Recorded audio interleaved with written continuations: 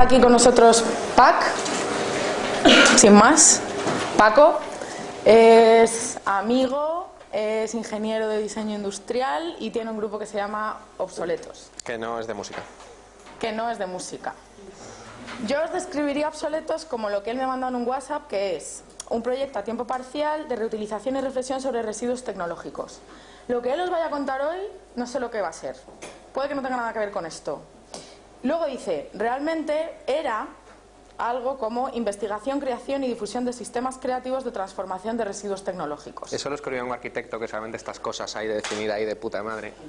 Y yo os traigo aquí a Pac más por lo que yo lo conozco que por los premios que haya ganado, la difusión que haya tenido, la reproducción que haya salido, ¿no? Para mí Pac es un amigo, gran cocinero y compañero. Ahí ya tú cuenta lo que... Veréis que todo tiene un poco su conexión. Desde que esta chica me empezó a hablar de obsoletos, en cuanto a la charla de hoy, bueno, en realidad yo sé qué es esto desde ayer por la tarde, porque estamos todos muy liados y no me lo pudieron explicar antes.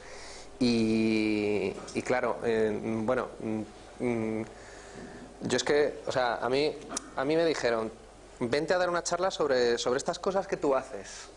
Estas cosas que tú haces, así genéricamente. Dado que puedo descartar funciones fisiológicas, pasear al perro, irme de cañas y cosas que hacemos todos, estas cosas que yo hago y que no hacen los demás, me empecé a plantear cuáles eran y deduje que la conferencia iría sobre pizzas, porque hay unas pizzas cojonudas. Y es verdad, o sea, son las mejores pizzas que he probado. Y me he ido a Italia, cuando me fui a Italia me hacía mucha ilusión probar pizzas, se me hizo todavía más ilusión cuando no probé ninguna que superara las mías. Y dije, ¡ey, esto mola! Solo para que quede claro desde el principio, una pizza vista en planta y vista en sección no tiene que ser ni redonda ni gruesa. Una pizza tiene la forma que tenga, porque el hecho de que una pizza sea redonda no mejora nada su calidad, y lo de que sea gruesa ya es un tema más... Lo de que sea redonda es que si tienes muchas ganas de que la pizza sea redonda, porque es lo que ves en la tele cuando ves anuncios de pizzas, simplemente ese objeto, esa pizza, ese alimento estará faltando a lo que tú esperas de él. Pero si es gruesa, ya es otro tema. Ya se convierte en otra cosa, ya no es una pizza. Es una especie de focaccia, que es como... Los italianos tienen pizzas gruesas, las llaman focaccias. Y luego muchas cosas. Hay gente, incluso, que valora las pizzas por la cantidad de cosas que tienen encima. Que es como... A mí siempre me causó mucha perturbación mental eso, porque claro, hay gente que dice, no vayas a esa pizzería porque no le ponen mucho topping, son las pizzas, y son finas, no tienen... Y yo pensando, entonces, ¿cuánto es? O sea, para ti, ¿cuánto es demasiado? En el momento en el que te encuentras con un palmo de queso, jamón york, piña y champiñones, ¿es demasiado? La gente que valora las pizzas porque son gruesas es la gente que valora las tetas porque son grandes o los libros porque tienen muchas páginas. No. Las cosas han de tener sus medidas, sus atributos característicos. Exagerar hasta el infinito uno solo de los atributos no hace las cosas mejores. Casi ninguna. Yo todavía no lo he encontrado, pero no pierdo la esperanza. Una pizza es fina por un motivo. Porque se tiene que hacer en muy poquito tiempo. Una pizza se tiene que hacer en muy poco tiempo y eso supone que una pizza gruesa, una masa gruesa como esta, desde que el calor empieza a entrar por los lados hasta que llega al centro de la masa, el calor se difunde, digamos que si esta fuera la sección gorda, el calor se difunde desde aquí, desde arriba, por el aire, y desde abajo se difunde de una manera distinta, porque se supone que aquí hay una piedra, una plancha metálica. Si hacéis las pizzas al horno en la bandeja, no las hagáis en la rejilla pese a lo que digan las instrucciones de las pizzas congeladas. El calor se difunde mucho mejor, porque se difunde por transferencia. Si queréis descongelar algo un día, ponedlo encima de la sartén con el culo más grueso que tengáis, porque siempre las cosas al aire tardan más en calentarse y en enfriarse que cuando están en contacto con algo. De la misma manera que si tú estás, digamos, en el Polo Norte, en pelotas, sin tocar nada, sobrevives más que si te tumbas en la nieve en el Polo Norte, en el hielo. Entonces, para que una pizza sea adecuada y correcta y se haga bien, ha de ser fina, porque el tiempo que tarda el calor en llegar hasta el centro, si es mucho tiempo, la parte de fuera se quema, concretamente la de abajo.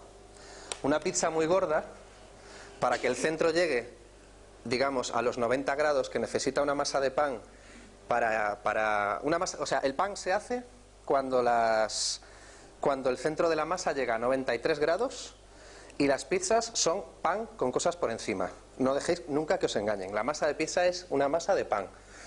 Le puedes echar un poquito de aceite de oliva para que sea más elástica al amasarla, pero es una masa de pan tal cual. Con lo cual los panes, para que tengan una corteza adecuada, pues hay que hacer unas cosas bastante raras con el horno.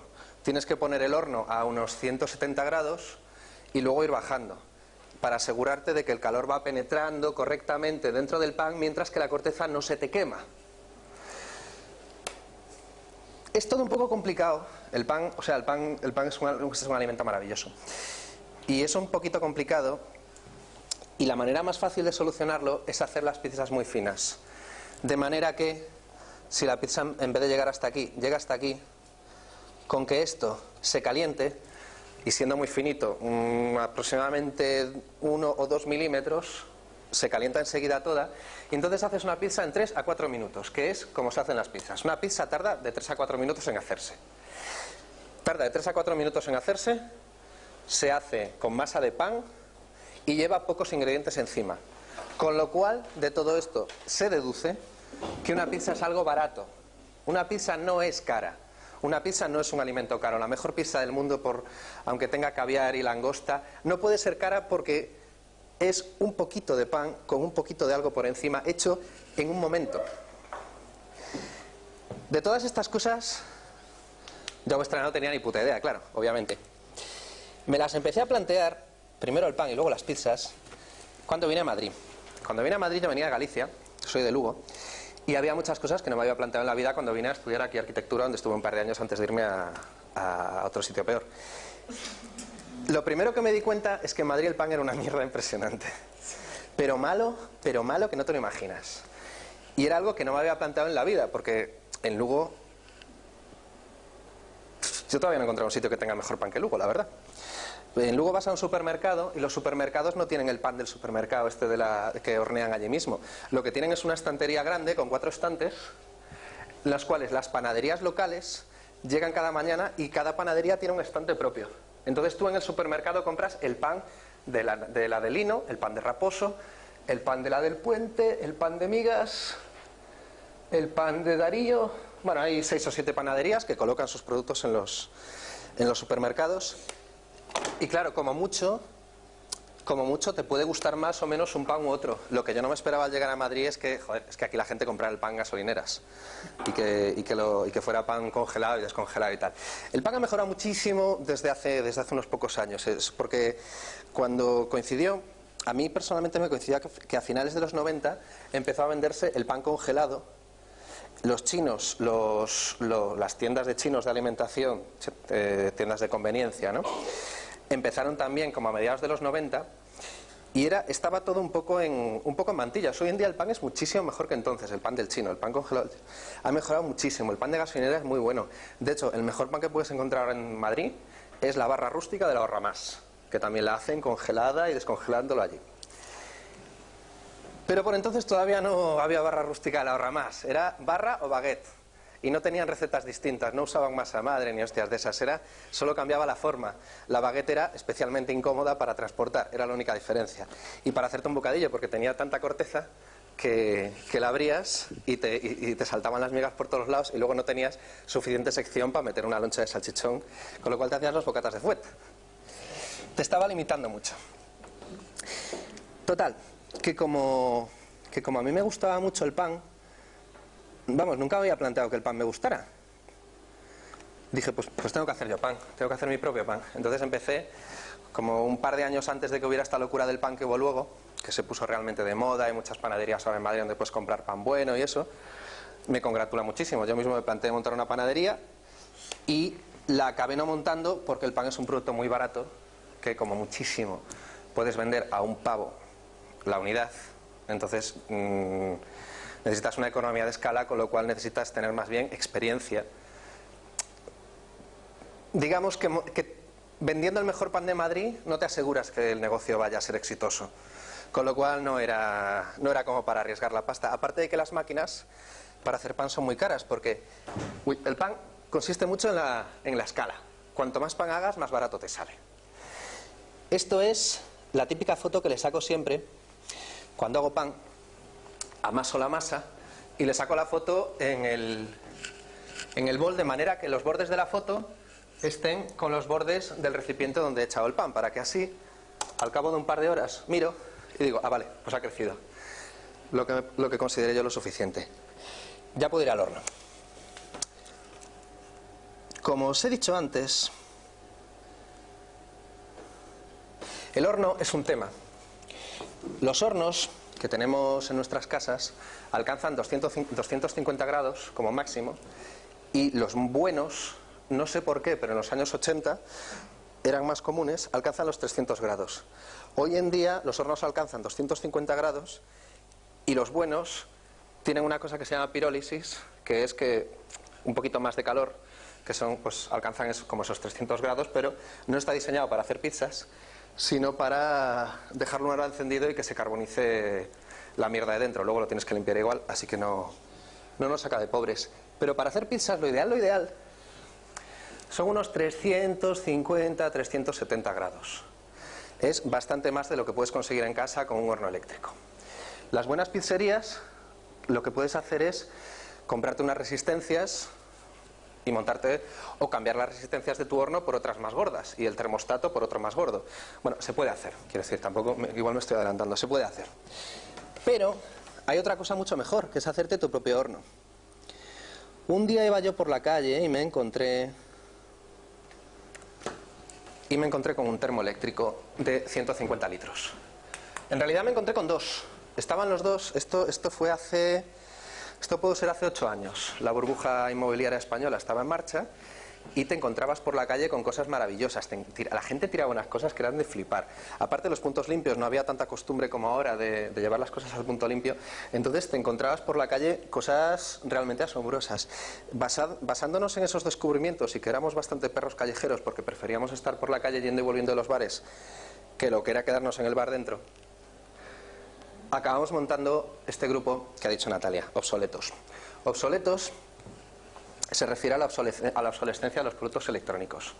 El origen del invento fue la cantidad de aparatos que nos encontrábamos tirados en la calle, que todavía valían, que todavía funcionaban. Se habían quedado obsoletos. La gente no los tiraba porque estuvieran rotos. La gente no los tiraba porque hubieran dejado de funcionar. La gente los tiraba porque había acabado la relación de amor que estableces con los aparatos que te rodean. Este es un Samsung Galaxy S2. Es el cuarto que tengo. Me he comprado 4 iguales. Según se me van rompiendo, me compro otro. ¿Por qué? Porque me gusta mucho. Los móviles cada vez son más grandes y este es el último que cabe en mi mano. Los siguientes ya no me caben. Y aparte que cada vez que me lo compro es más barato de segunda mano. El primero me lo compré nuevo y me costó 400 pavos. El segundo me costó 200. El tercero me costó 150 y este me costó 85. Con lo cual cada vez estoy en un trance, porque cada una de estas opciones, por ejemplo, por supuesto, fui al mercado y dije, bueno, ¿y qué narices?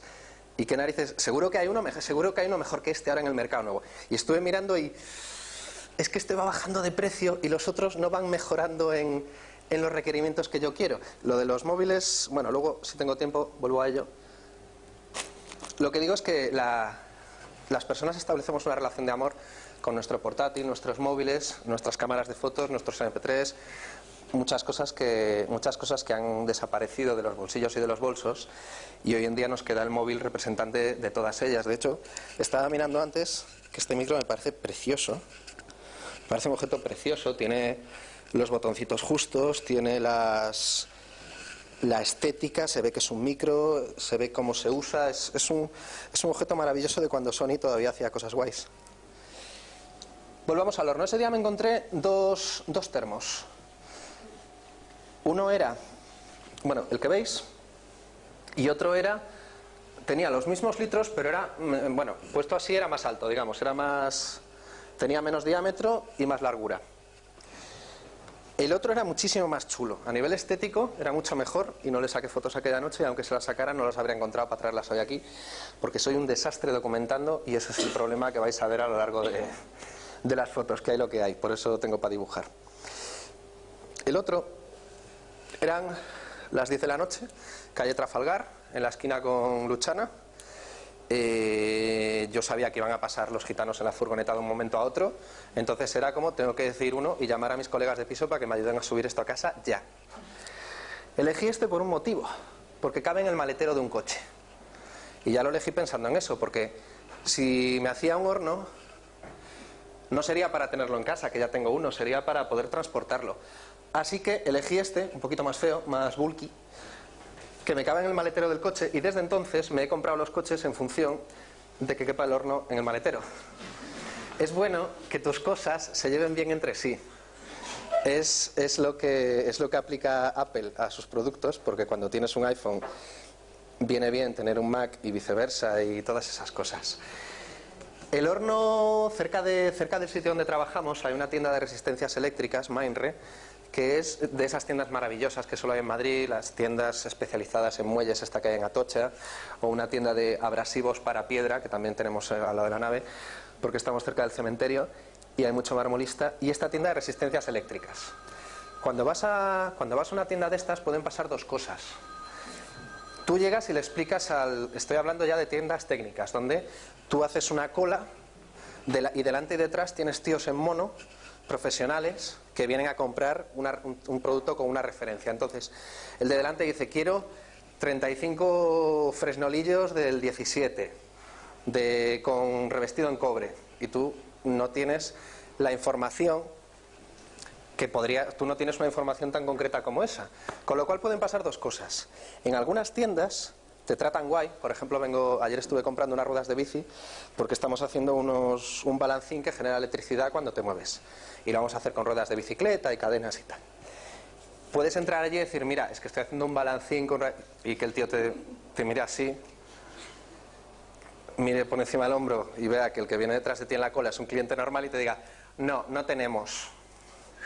Eso es lo que me hicieron en la tienda de resistencias eléctricas. Le dije, mira, me estoy haciendo un horno. Y me dice, no, a mí si no me vienes con una referencia de qué horno, de qué repuesto, no, el repuesto no, es que quiero una resistencia eléctrica, no es el repuesto de nada, voy a crear. Y cuando dije crear, así, cuando subí las manos, cuando las bajé estaba ya fuera en la calle y no sabía cómo había pasado. Así que dije, joder, pues lo voy a tener que hacer de leña. De leña, en Madrid no es muy fácil, o yo creía que iba a ser muy difícil, al final no lo ha sido tanto, ir montando pequeños incendios por ahí. Hubo un tiempo, si habéis visto algunas vistas clásicas como estudiantes de arquitectura os digo, cuando en el siglo XVII, XVIII, XIX se pintaba vista de una ciudad, siempre se veían esas fumarolas de las chimeneas para arriba. Para eso es una cosa súper clásica porque aunque estuvieras en un territorio montañoso, aunque fueras medio miope, aunque tal, podías saber que había una ciudad por el humo que salía de ella. Hoy en día las ciudades ya no generan ese humo, ya no tienen esa... Y de hecho es un canteo, básicamente. Yo soy gallego, mi familia tiene vacas y tiene árboles y tiene tierras y tal, y cuando quieres quemar algunos restos de poda o algunas cosas que quieres quemar, tienes que pedir permiso. Antes no se hacía. Pero tienes que pedir permiso porque en un mundo en el que la gente ya no le prende fuego a las cosas, es un canteo prenderle fuego a algo. O sea, antes era como que se podía disimular. Así que me hice el horno de leña. Tal y como lo veis aquí, bueno, aquí está con la puerta abierta. El primero de los problemas fue muy sencillito. Los termos no son hornos, están preparados para mantener el agua a unos 70-80 grados como muchísimo, con lo cual no necesitan un aislante muy bruto. Entonces lo que tienen es espuma de poliuretano. La espuma de poliuretano es un material que si coges una cantidad lo más pequeño que puedas ver y le acercas un mechero, sale un humo negro que parece que has invocado a Satanás. O sea, es increíblemente tóxico ante el calor extremo, con lo cual el primer paso fue desmontar la chapa externa del horno y quedarme solo del horno, lo llamo horno. Por ahora, aquí todavía era un termo. Y quedarme solo con esto, que es como una bombona. Tiene dos hemisferios y un cilindro en el medio. Es como una bombona de butano. Las bombonas de butano son dos hemisferios y un cilindro. Lo que pasa es que el pie es otro cilindro más para que se asiente. Y la chapa de fuera, eso blanco de fuera, es una chapita simplemente para sujetar el aislante. Cambiar el poliuretano fue el horror, porque la espuma de poliuretano no es un producto hecho para que una vez que se pone se vaya a quitar. Tuve que primero quitarlo con un cuchillo grande, luego con un cuchillo pequeño, luego con un rascador, luego con papel de lija y finalmente me fui a un descampado muy lejos de todo y le di con un soplete para terminar, para asegurarme. Y lo sustituí por... ¿Quieres aislar un horno? ¿Con qué usas? No, lana de roca, que parece parecido pero no es. Lana de roca, es roca fundida, se hila, se estira y bueno, al final acaba siendo un producto amarillo, como grasiento al tacto, pero no lo toquéis porque se te mete en lo... Bueno, es como la fibra de vidrio y eso. Yo he de decir que lo que he manejado de lana de roca de hoy y tengo las manos muy delicadas, tengo ahora mismo unas heritas que no os voy a enseñar, porque son muy feas, pero no es tan peligroso como dicen, o eso quiero creer. Ya os diré qué tal los cánceres dentro de unos... Esto es el horno funcionando. El horno tiene... había muchas decisiones que tomar a nivel de diseño, ¿no? Una vez que tienes, pues por ejemplo,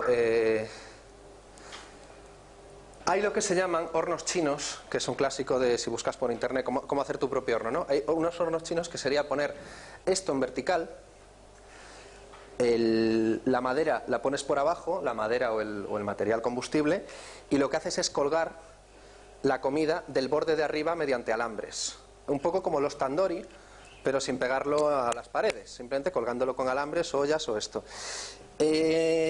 Otra opción era abrir por el lateral la puerta y como las parrillas estas de la teletienda, la parrilla de George Foreman, que abrieras la puerta así. Lo que pasa es que yo ya tenía una experiencia previa con hornos, que luego os la enseño, y tenía la impresión de que si la puerta ocupaba todo el lateral del horno, se perdería muchísimo calor cada vez que lo abriera. Y tampoco me interesaba eso. Al final, lo que hice fue esta solución de compromiso un poco rara, que es abrir medio extremo para arriba. La bisagra es fuerte, aguanta bien y se aguanta con su propio peso. Entonces el horno en sí, por dentro, la sección...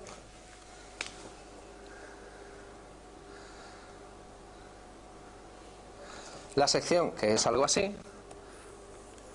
Aquí tenemos, digamos, el hierraco. Son 30 kilos de hierro, lo que habéis visto en la foto que estaba ya pelado de poliuretano y tal, de hierro de 3 milímetros de grosor. Esos 30 kilos hacen... esos 30 kilos tienen la inercia térmica suficiente para que cuando abres y cierras la puerta no se pierda la calor. Luego tienes la lana de roca, la exterior, y aquí lo que hice básicamente fue unos pequeños tornillitos en los lados, unos hierros que van de lado a lado y encima 4 ladrillos. Cuestan 30 céntimos. Los 4 ladrillos fue lo único que compré para hacer el horno. Todo lo demás, y la lana de roca. Todo lo demás eran materiales que teníamos en el estudio donde trabajamos. Trabajo en una nave con otro grupo de arquitectos, Basurama, que también se dedican un poquito a esto, y entre toda la mierda que recogemos todos, pues había para hacer un horno en este caso. Así que, una vez dividido el espacio en dos, aquí iban las pizzas y aquí va el fuego. Fácil. Hay el horno clásico de pan, lo que os he dicho antes de que primero tiene que estar el fuego muy alto y luego ir bajando. El horno clásico de pan es una cosa así. Ya he terminado de dibujarlo, o sea, es una cosa así. Tiene una base, una cúpula de piedra o de ladrillo, metes madera dentro, le prendes fuego, esperas 3 horas o hasta que la piedra o el ladrillo se hayan vuelto de color blanco, lo que significa que tienen ya el calor suficiente, sacas la madera o las cenizas, barres bien y metes el pan. Desde creo que había visto eso me parecía una cosa tan prehistórica, primero hacer el fuego y luego hacer el pan. Lo que pasa es que tiene su punto de ceremonia, porque mientras está prendiendo el fuego tú estás amasando el pan, mientras están calentando los ladrillos estás subiendo la masa. Tiene su punto de... pero a mí la verdad es que yo prefería tener la flexibilidad de poder modificar la cantidad de fuego a medida que se hacía la comida. De esa manera no solo podría hacer pizzas, podría hacer más cosas. El horno funcionando, esto es en mi aldea, qué bonito. Les hice un pollo asado, pero me dieron un pollo de estos de aldea, que son más duros, y, vamos, un pollo de los buenos, y hubiera necesitado mucho más tiempo, no salió bien. Bueno, no sé si se ve, aquí el horno tiene ruedas, por lo menos, bueno, ahora tiene 4, entonces tenía 2. Tiene una chimenea que es un cacho tubo, y lo hice en una época de mi vida en la que todavía no había aprendido a soldar ni tenía máquina de soldar, con lo cual todo está hecho con tornillos. El fuego, la lana de roca que asoma por aquí, porque no hay una manera buena de cerrar todo eso si no tienes para soldar. Y sí, la última cosa que compré, un termómetro de chimenea. Mide hasta 400 grados, con lo cual es perfecto.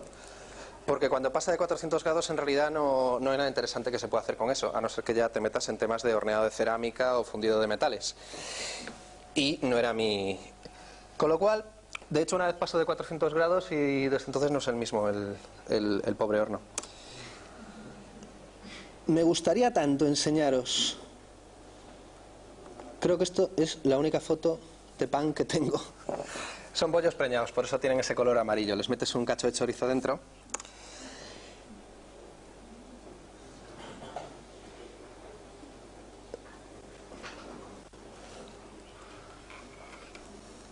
Estaba hablando del horno porque me mola, porque lo hice yo, pero con un horno no haces pizzas, necesitas harina, necesitas agua, necesitas levadura. Por cierto, levadura, hay mucho mito sobre la levadura fresca y seca y tal. Levadura seca, lo más cómodo del mundo, no caduca, está liofilizada y no dejéis que os engañe, la levadura es la misma, toda la levadura es la misma. La levadura es un hongo unicelular, el mismo sirve, el mismo para el pan que para el vino que para la cerveza, Saccharomyces cerevisiae. De hecho tiene el nombre, le viene el nombre por la cerveza porque lo descubrieron analizando copos de cerveza seca. Pero es el mismo en el pan y además es el mismo en todo el mundo. Es como los plátanos, que son clones unos de otros. No, es que estos plátanos tal, es que estos plátanos cual. No, son exactamente el mismo ser vivo, genéticamente idéntico. Harina, agua, levadura y sal. 4 cosas. Le puedes echar un chorrito de aceite si quieres que la masa sea más elástica, pero no es imprescindible. Lo que es imprescindible son unas cuantas cosas que bueno, que ya no son tan comunes. Esto es una pala de panadero. Es como un cuchillo no muy afilado, pero con el filo grueso. Es muy importante que el filo sea muy recto, porque sirve para cuando tienes la masa, cuando tienes un mogollón de masa encima de la mesa, vas cortando masa para hacer las pizzas individualmente. La masa hay que cortarla, no hay que desgarrarla. Si desgarras la masa, la estás destrozando. La masa tiene una estructura interna, la masa del pan. ¿Sabéis para qué se amasa? Se amasa porque, vamos a ver, la harina son pequeños granitos de lo que hay dentro del trigo, de germen de trigo, que tienen unas proteínas, el gluten, que son unas proteínas largas que están enrolladas sobre sí mismas. Cuando amasas, estás desenrollando esas proteínas. Obviamente, a una escala, tú estás actuando como el FMI sobre la economía de un poblado de Uganda. O sea, tú haces así y estarás desenrollando miles de pequeñas fibras de gluten. ¿Alguna vez habéis visto el pan muy bueno, muy bueno? Las burbujas del pan a veces tienen como unos hilillos pero esto es cuando el pan es muy bueno y las burbujas por dentro son brillantes. A veces tienen unos hilillos entre burbuja y burbuja. Esos hilillos son cadenas de gluten. Entonces el pan, para no destrozar la estructura que tiene interna, que tú no la ves, pero la puedes sentir de muchas maneras, cuando tienes experiencia amasando pan, la sientes al tacto, la sientes, ves cómo brilla, ves cómo pesa, cómo lo blanda que es, etcétera. Por eso hay que cortarlo. Y tiene que ser, y como el pan es pegajoso, tiene que tener el filo alto. Esta distancia es bastante importante, porque si lo cortas con un cuchillo, la masa se te cierra encima del cuchillo y no has hecho nada. Esto vale como 25 pavos en las tiendas pijas de hazte tu propio pan y estas cosas. Así que, bueno, claro, es que esta foto la hice después de que está sucia y tal. Bueno, total, que esto es una paleta de obrero, es de obrero del Leroy Merlin por 4,50, creo que estaba de oferta, o 3,50 o algo así. Lo único que tuve que hacer fue recortarle el mango. Quiero decir que aquí tenía pues su mango, porque estaba para lo que hagan los albañiles con estas cosas. Tiene como tiene como 10 o 12 programas. O sea, esto lo que tiene como objeto, como máquina, tiene dos mecanismos. Uno es una pala que gira dentro y otro es una resistencia alrededor del cazuelo. Digamos, este es el cazuelo que es extraíble, y sí, está muy sucio, pero es aposta. Alrededor tiene una resistencia y aquí dentro tiene una pala que gira y que el movimiento se transmite a través del propio cazuelo, con lo cual ha de estar bien aislado, tiene una junta muy interesante abajo y si ha durado tantos años, la verdad es que está bien hecha. Esta máquina es para hacer pan, pero el pan que hace es muy malo, se te desmiga. No tiene una corteza doradita y guay, tiene una corteza como de pan de molde cutre. Tiene la burbuja muy pequeña, tiene unos cuantos problemas. Pero, como amasadora es cojonuda. Metes la harina, el agua, la sal y la levadura y te sirve como amasadora. Y es mucho más barata que una amasadora. Una amasadora de pan, que las venden en el Alcampo y en el Carrefour, quiero decir que no es una cosa rara, se puede comprar, cuesta el triple. Entonces, si la paleta de albañil la estaba usando para otra cosa totalmente distinta, este cacharro lo uso es un cacharro que te permite hacer jaleas, hacer en el folleto es según el folleto puedes vivir de esto, alimentarte de esto. Pero yo lo uso para una sola de las cosas que se pueden hacer en esta máquina. La única que yo considero que hace bien, que es amasar. Así, las funciones de cada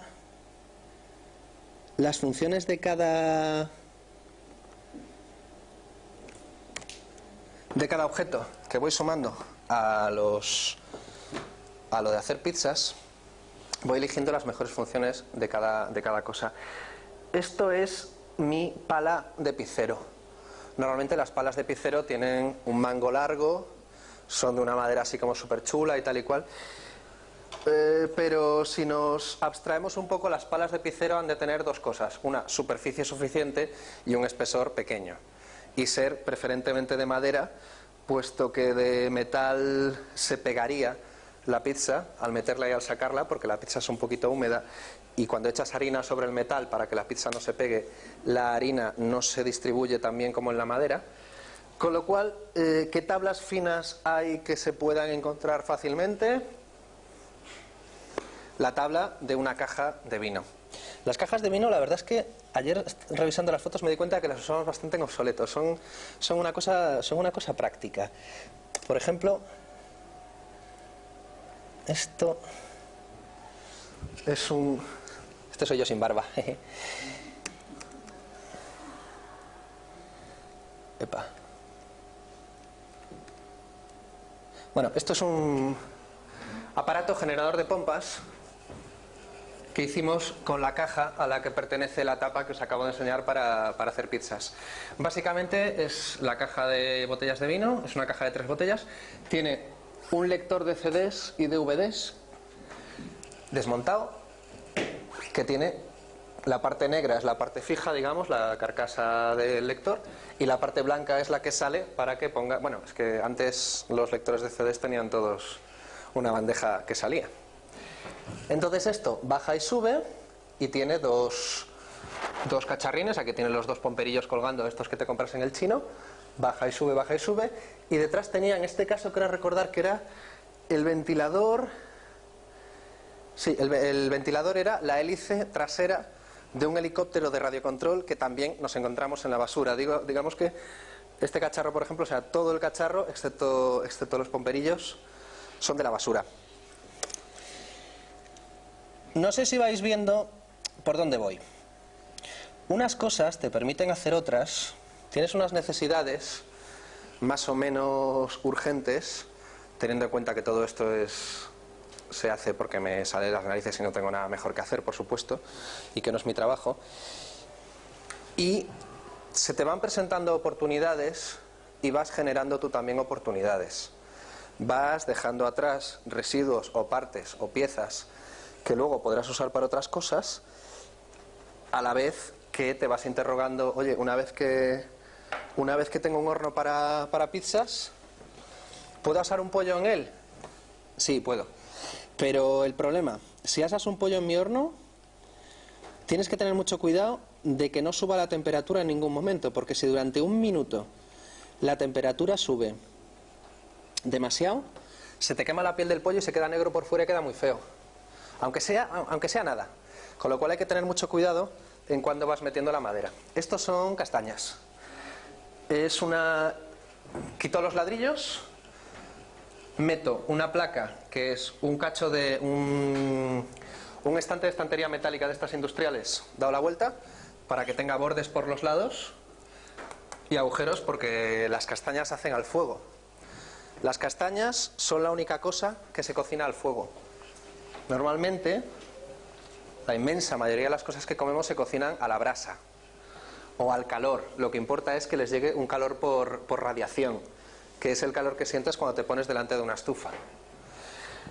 Las castañas y un plato catalán, los calçots, que son una especie de cebolletas que se churruscan al fuego hasta que están negras por fuera. Entonces las coges, le quitas la parte churruscada, las montas en una salsa y te la comes tal cual. Está muy rico los calçots. ¿Tú has probado, Natalia? Están muy ricos. Así que, si quitas los ladrillos y pones la plancha esta, tienes para castañas. Si dejando los ladrillos metes una fuente de horno con un pollo dentro, estás haciendo un pollo. De repente el horno se ha convertido en algo que ya es un horno de verdad. Aunque quiero dejar claro que su primera función fue hacer pizzas. Esto es un pan de molde. Es bastante parecido al que sale con la máquina de hacer pan. Lo que pasa es que este lo he hecho yo en un molde, pero como veis la corteza no es gran cosa y la miga tampoco. De sabor no está mal. Esto es el ensayo previo. Claro, porque la charlilla esta tenía un poco de truco. Y es que ya había hecho un horno antes. Esto lo hice con esto es una lata de aceite de 35 litros, de estas de aceite vegetal, así, o sea, se llama aceite vegetal sin más. Es como un poco sospechoso, que es lo que usan los bares de fritanga, cuando hay una tabernita andaluza o una cosa de estas de pescadito frito y estas cosas. Y entonces en la basura dejan estas latas de 35 litros de aceite vegetal, creo que hasta llega a poner de semillas, pero bueno, no me da confianza en ninguno de los casos. Esta lata es ya una lata, la lata es de chapa de hierro, quiere decir se le pegan los imanes. Es importante esto cuando te planteas hacer un horno, porque cualquier otro material probablemente se fundiría o tendría algún tipo de degradación con la calor extrema.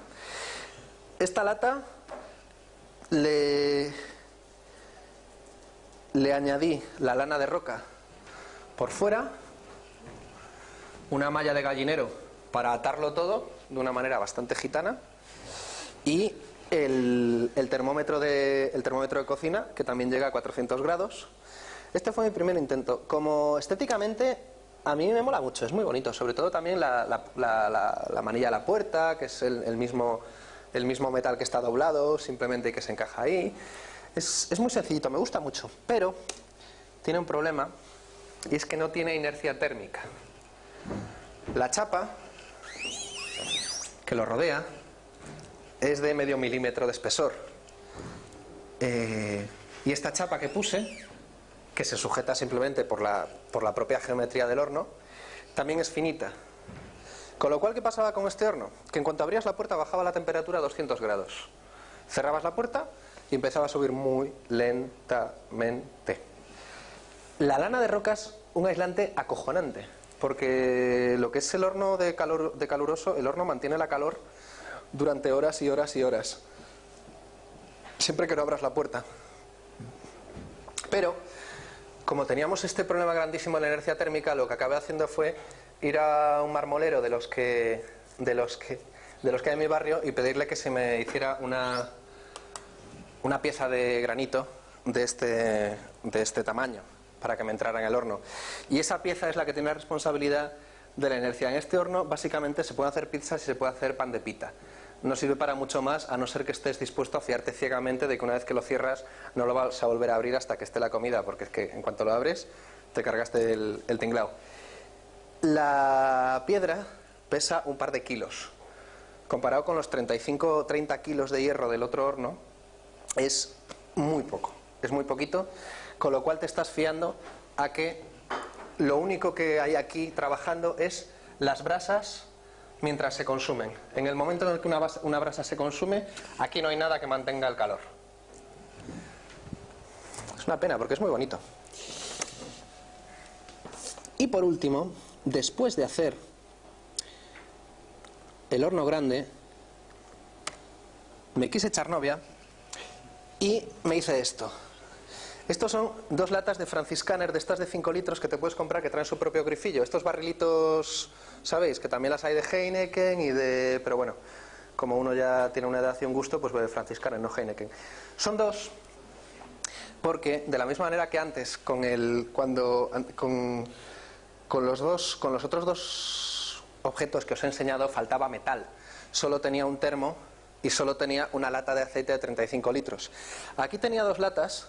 Dos barrilitos y queda muy bien porque te sobra metal, puedes duplicar las piezas y se pueden solapar. ¿Qué es lo que pasa en este caso? La puerta que es esto que se abre así para atrás, se solapa 2 milímetros con la de abajo, porque claro, si la hubiera recortado de la propia lata se hubiera quedado el hueco y yo ya estaba hasta las narices de hacer las cosas feas. Esto es cuando lo abres. La idea básicamente es que el barril, bueno, ya veis lo que ocupa, en comparativa. La idea es que te lleves esto en una mochila con el carbón ya dentro y en un tupper montes las brochetas y las lleves en un tupper, ya las brochetas de atún y de pollo y de champiñones, lo que quieras. Entonces te vas al monte con la churri, enciendes el carbón, pones las brochetas a hacerse, una botellita de vino y perfecto. El primer horno que os he enseñado, que es el que más trabaja, pues cuando hago pizzas, 20 personas es o sea, si van a ser menos de 20 personas no vale la pena encenderlo y todo el jaleo que hace falta. Lo máximo que hemos llegado a hacer yo creo que han sido comida para 70 personas ahí, lo que son 3 o 4 horas haciendo pizzas. Necesito a alguien que se encargue de mantener el horno encendido mientras yo estoy todo el rato amasando y metiendo. Como os he dicho, una pizza sale cada 3 minutos y es barata, con lo cual te puedes montar un evento bastante espectacular al que cualquiera que viene come la mejor pizza de su vida y es visualmente interesante, digamos, visualmente y olfativamente. La gente se acerca, claro, esto lo hicimos en Rivas y se acercaba la gente y decía, joder, hace que no olía yo el olorcillo a humo, luego más te vale que te mole porque te vas a casa con él.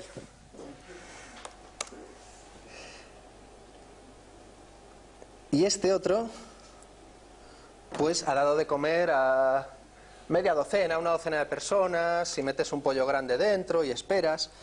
Así que más o menos, en cuanto a hornos, con lo que me iba encontrando por la calle, con el tiempo, he ido satisfaciendo todas las necesidades que me podrían surgir, porque cuando eres buen cocinero, la gente te llama para cocinar y tienes que poder hacer cosas y tienes que poder adaptarte. Por último, quería enseñaros esta mesita, que es una chorrada, pero es para mí súper importante. Esta es la mesa que uso para amasar. El horno cuando me voy a... Por ejemplo, yo he hecho pizzas en la playa sin electricidad ni agua corriente, entonces necesitas de luz. Hoy en día te vale con que... luz, la verdad es que en ningún sitio del mundo hoy en día estás a oscuras. De agua, con que me deje un cubo de agua para remojarme las manos entre pizza y pizza y que no se me vaya acumulando la masa. Y la mesa es la típica mesa de camping que no es muy sólida, con lo cual cuando amaso tengo que amasar, si me voy a un sitio donde no puedo usar la máquina de amasar, ya tengo que cambiar mi manera de amasar. No existe una manera buena de amasar. Lo que importa es meter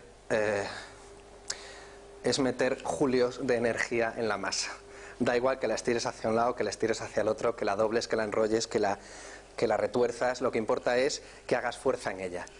Con una mesa que no es muy sólida, ¿quién me dirá? Joder, hostia, ¿esto está atado al suelo o qué? Sí, da gusto, vamos. Pues nada que ver. Entonces acabas cambiando tu forma de amasar. Ya amasas más de arriba abajo. Acabas cambiando tu manera de hacer las cosas en función de los objetos con los que trabajas. Ahora tengo la típica... Tengo un colega que es toledano y también hace cosas, inventillos y tal. Igual tiene las cosas menos claras, pero técnicamente es mejor que yo. Estos dos objetos sirven para lo mismo. Este y este. De hecho, podéis ver el otro ahí atrás. ¿Alguien se aventura a decir para qué puede servir esto? Upa. Este objeto, que también podría tener esta forma, y son el mismo objeto, sirven para lo mismo. Molaría que hubiera un microondas así. No, son queseras para guardar el queso en los restaurantes. Es una idea que tuvo el chaval bastante buena, porque en los restaurantes de La Mancha tienen el queso al aire o como mucho cubierto por una campana, pero se les va secando. Como no haya alguien, es lo que pasa, como no haya alguien que te pida queso cada pocas horas, se te va a resecar la capa exterior y son quesos caros. Entonces estas queseras tienen control de temperatura y de humedad. El chaval, después de haber hecho ambas y que se está planteando producirlas, desarrollarlas y tal, había unas cuantas cosas que no tenía muy claras. Por ejemplo, no tenía claro cuál de las dos era más vendible. ¿A vosotros qué os parece? Para tener en la barra de un restaurante. Hombre, es que, o sea, yo cuando me enseñó esto le dije, ¿qué broma es esta, hijo mío? O sea, lo que quieres es, primero, que el queso esté más escondido. Segundo, que la mayor parte del aparato esté dedicada a unos artefactos que son los Peltier y los humidificadores, vamos, a la electrónica, que es lo que nadie quiere ver. A mí me gusta mucho la electrónica, pero en una quesera no ha de ser lo que se exhiba. Y el chaval no lo tenía claro, ¿eh? No tenía claro que esta fuera la... La otra que me dijo fue que lo quería vender, pero que no conseguía mucho rebajar el precio final de 450 euros. Y le pregunté por qué, y me dijo, bueno, hombre, porque es que me fui a la tienda electrónica y me compré una célula Peltier que ya me costó 80 euros, y luego el humidificador me lo compré en no sé dónde y me costó no sé cuánto, y al final, entre lo que me ha costado y lo que hago yo, es que si no lo vendo por 450 no le saco nada. En fin, creo que todavía está buscando. Me resultó difícil intentar explicarle lo de, bueno, economías de escala, que esto una vez que se fabrica... Es curioso porque está él mucho más cerca de hacerlo que yo de hacer cualquier cosa con mi vida. Me habéis llamado por obsoletos, ¿no? Me dijiste, Natalia. Sí. Ah, vale, bien, venga, voy a contar un poquito obsoletos. Esto es la foto del cartel. Que anda que no me asustó el cartel cuando lo vi. Esto es un disco duro. Es un altavoz. Y es un... Bueno, fue un disco duro y es un altavoz. Creo que eso es lo más... Un disco duro tiene dos mecanismos. Igual que la máquina de amasar pan tenía una cosa que giraba y otra cosa que calentaba, esto tiene una cosa que gira y otra cosa que se mueve. Lo que gira a una velocidad inaudita, una velocidad comparable a un motor de Fórmula 1 en cuanto a revoluciones por minuto, y lo que se mueve con una precisión extraordinaria. De esta manera es exactamente como un tocadiscos. Los discos giran Estos son los discos duros cuando todavía no eran SSD, ahora ya son SSD y espero que por muchos años. Entonces, el disco gira y la aguja se mueve para ver en qué sector, en qué digamos, si la información está cerca del centro del disco o cerca del borde. Obviando el motor de giro y centrándonos solo en la agujita resulta ser extremadamente sensible a las pequeñas variaciones de corriente que se producen cuando le llegan por el extremo. Esas variaciones de corriente básicamente son que le puedes poner este cable de jack tal cual, y si consigues amplificar el sonido que se produce en el extremo de la aguja, por ejemplo con un cono de plástico, hay métodos mejores, ¿eh? Hay gente que ha hecho un cono de papel grande, que está sujeto por arriba pero que por abajo vibra. Nosotros preferíamos hacer esto porque en realidad el sonido porque como el eje de la aguja, el eje de giro de la aguja está así, pues el cono podía ser más pequeño y se estaba moviendo en la dirección correcta. Esto es muy bonito, suena aceptablemente bien, desde luego mejor que cualquier otro altavoz que yo haya hecho en mi vida, y lo hicimos para no me acuerdo qué taller. Estos son 2 discos duros, es la misma gaita. Lo que pasa es que pasamos a 2 dimensiones. Un altavoz es una cosa que vibra en una dimensión, hacia adelante y hacia atrás. Y según lo que vibra miles de veces por segundo, y según cómo lo haga, tú oyes unas cosas u otras por la presión que hace en el aire, que acaba impactando en tus oídos por la parte de dentro. Esto es un puntero láser, esto es un disco duro con un pequeño espejito, y esto es otro disco duro colocado en un ángulo de 90 grados con otro pequeño espejito. Con lo cual, ¿qué estás haciendo? Que ya puedes dibujar en 2 dimensiones.